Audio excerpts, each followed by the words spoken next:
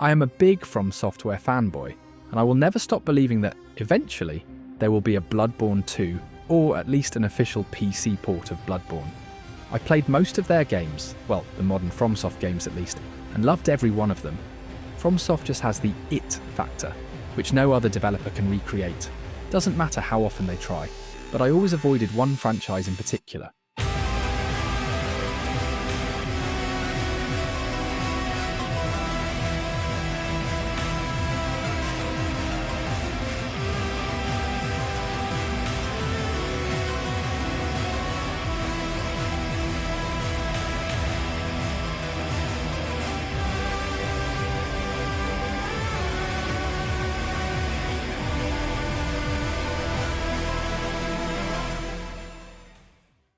The thing is, I never liked mech games, or any kind of mech entertainment. I just thought that it is boring. But after playing this game, I think that something ingrained deeply in men has been stirred. Now, I think it's the coolest thing ever, especially in this universe, which feels really rough, cold and very lonely, where it is everyone for themselves, in a never-ending fight for resources. The sound of massive machines made out of metal colliding with one another, the big and heavy impact of explosions, dashing around at abnormal speeds, evading enemy attacks. Everything comes together so nicely that you honestly feel that your mech is an extension of yourself. In the beginning, I couldn't control the boost mechanic at all, and even had trouble with the smallest of enemies, and I thought that this may be the one game I have to put down because it will be too hard. But I found that the learning curve is a lot like in Sekiro, where you have to get good at the game and can't just farm levels so you get stronger, like for example in Elden Ring. This makes for a rewarding experience, and if you take your time, get to know the systems and understand them, you will succeed. So let's set the stage. We are C-Force 621, an augmented human of the 4th generation, an independent mercenary who pilots an armoured core, sent to the planet Rubicon 3, which was devastated after the fires of Ibis, a catastrophic fire caused by the ignition of a resource called Coral. Coral is everything on Rubicon 3, a fuel source, a conductor, or even a drug, so naturally it is a sought-after asset and attracts all kinds of people. Over the course of the game, we accept jobs from various corporations, with each one trying to get the upper hand in the fight for Coral, help them with their goals on Rubicon 3, and uncover the real reason why we were sent here by Handler Walter and what Coral really is. We start off as a nobody, and the first mission has us recovering an ID from an AC wreckage, because we need one to get registered into a system where we are eligible to get jobs from different corporations. Kinda like LinkedIn. We eventually find one and receive the name Raven. From here on out, we have to get street credibility, and after doing a few gigs, we eventually take on our first big one, taking down the Strider, a heavily armed mining vehicle. This was the part where I got hooked. I thought that it was so damn cool, seeing this big vehicle explode and coming down while boosting away from it. From here on out, I really started to like the general gameplay loop, where you get briefed on a mission, assemble your AC to fit your needs, and then head out to accomplish your goal. I think it's funny though, because in every other game, I really don't care about customization at all, and will only spend a few minutes at max with it. But here I really enjoyed building my mech, painting it, putting on decals and designing my own emblem. Assembling's a big part of the game, but I didn't think that I would enjoy it as much as I did.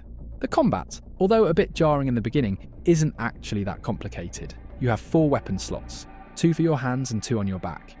Hands carry your typical things like rifles, shotguns and pistols.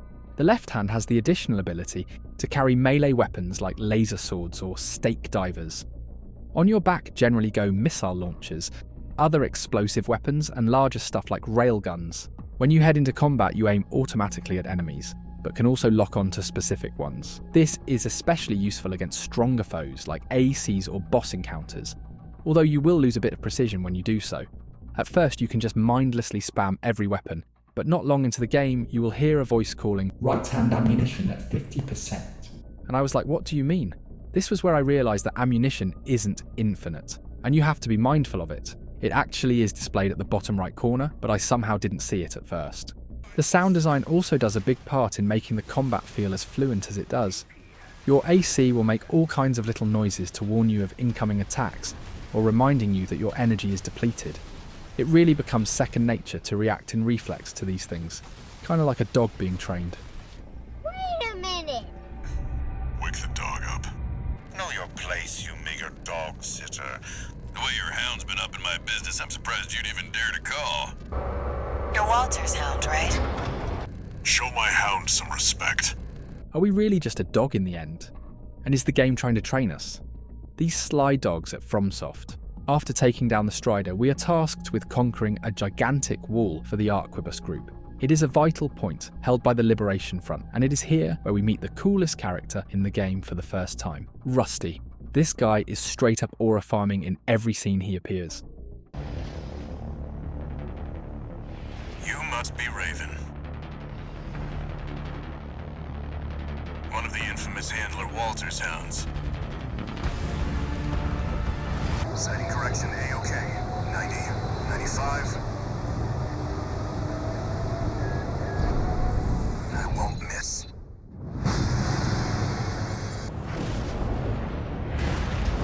Sorry to keep you waiting. I've got your back, buddy. Hope you've got mine. Hate to say it, but Rubicon still needs me.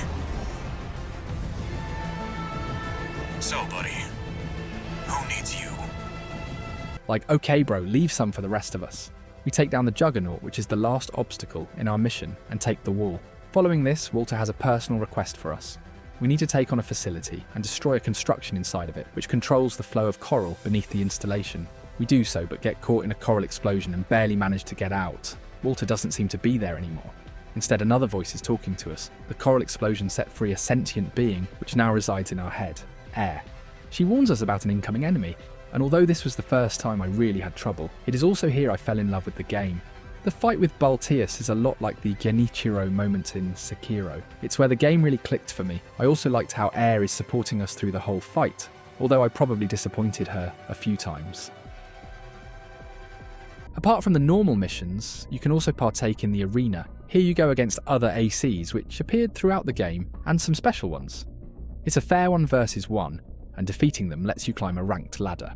This is a great opportunity to hone your skills, and you are rewarded OS chips which you can use in OS tuning. This is highly recommended to do because it unlocks many different things like being able to take more damage or making different attacks stronger. Following the Balteus fight, we learned that the coral explosion earlier wiped out a very big part of the area, and we are told that the coral itself behaves like a living thing, searching for more of its own, so it traverses the ocean to get to a coral convergence. Finding this convergence is the main mission now, and after quite a while it leads us here, deep underground, where we find it being protected by an autonomous AC. We take it out in a really demanding fight, but V2 Snail and the Arquebus group betray us and claim the coral for themselves. He keeps us alive, but we are thrown in AC jail, where we have to flee with a really trashy AC. With Cindercarla appearing to save us, we manage to escape. Handler Walter seems to have died at the convergence and left us a final message: burn the coral. So together with Carla, we prepare the Xylem, a gigantic ship which was disguised as a city, to crash it into the facility where the Arquebus group now stores most of the coral. We launch the attack, and this leads to my favourite part in the game, where an unknown AC attacks the Xylem and we head back to investigate. Tourist! Unidentified AC on the Xylem. Head back, pronto!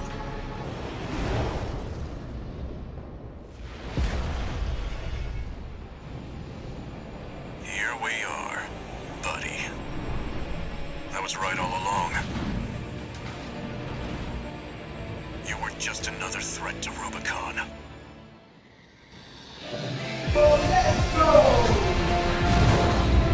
It's that Vesper. That's no Arquebus. It's my boy Rusty.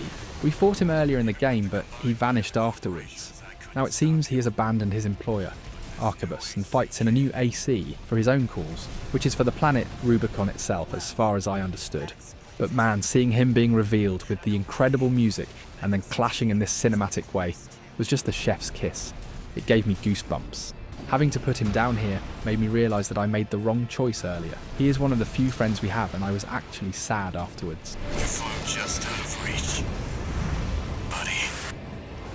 And if that wasn't enough, the game had to put a stake through my heart in the next mission. Air reveals herself in a badass AC and explains to us that she can't let us fulfill Walter's last wish to burn the coral for good. She accompanied us through the whole game and really managed to form a bond with us. Like, for example, Walter would only call us 621 or Hound, and Carla would refer to us as Tourist. But Air would always call us Raven, and specifically stated she likes it that way. However, so we can burn the coral and finally stop the war over it.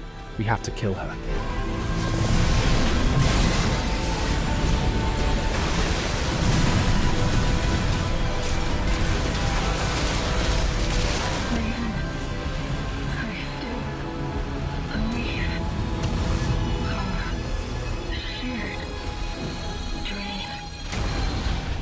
After finishing my first playthrough, I immediately started the second, so I can make things up to Rusty and Air. This time the end plays out even more amazingly than previously. Instead of killing Rusty, we get to fight along his side, opposing Cinderkala and take down the Xylem, because we decide not to burn the coral. New Game Plus also adds completely new missions and new arena combatants to the game, which I didn't expect. It kind of reminded me of Nier Automata, where the playthroughs are similar, but add enough new stuff to keep you engaged. I was very surprised by how the story plays out. You would expect cryptic messages and vague hints at what is happening exactly, and although there is some of that, most of the story is happening in mission briefings and radio calls. I'm not claiming that I understood everything, but it is much easier to follow along than in typical FromSoft games. If you want to know the full story and lore, it is told in a 5-hour-long Vati video. It's a great watch and I highly recommend it, although it took me like a week because I would always watch in bed and fall asleep after a while. I was amazed at how much I cared about all these characters, although you never see a single one of them from face to face. Especially Rusty, Handler Walter and Air. Like man, what is it with all these AI sentient android machine type characters that I always fall in love with them? Also, V2 Snail. You really start hating this guy, and at the end of it all, I was like, I don't care who wins the Coral War, I only want Snail to lose. And we make damn sure he does and liberate Rubicon from the corporations. But there is one last enemy standing in our way. 621. Is that you?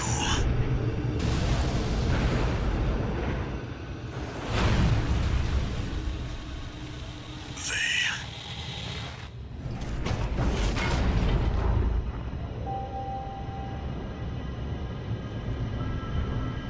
621. I have to dispose of you.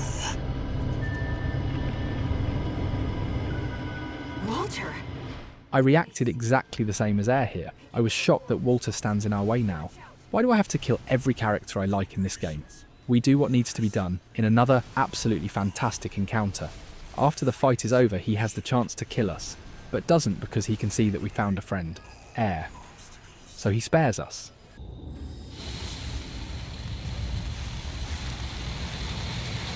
My friend's wishes.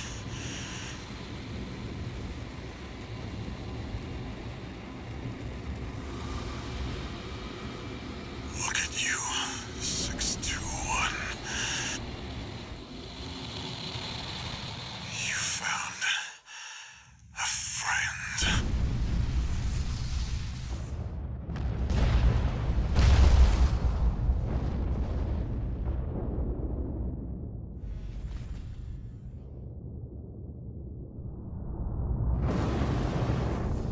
Walter!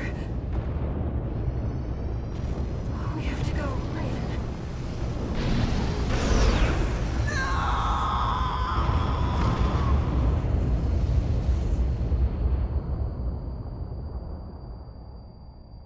The Xylem is stopped. The coral survives, and so does Rubicon itself. Raven. One day, humanity and Coral will thrive together.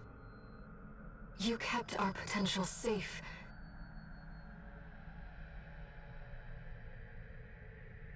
I know Walter feared a collapse.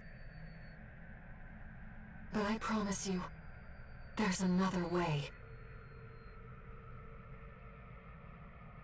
Raven.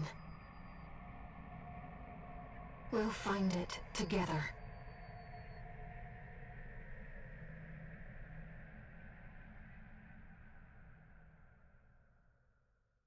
There is also a third ending, but I will let you find out yourselves, and I urge you to play this game if you haven't already.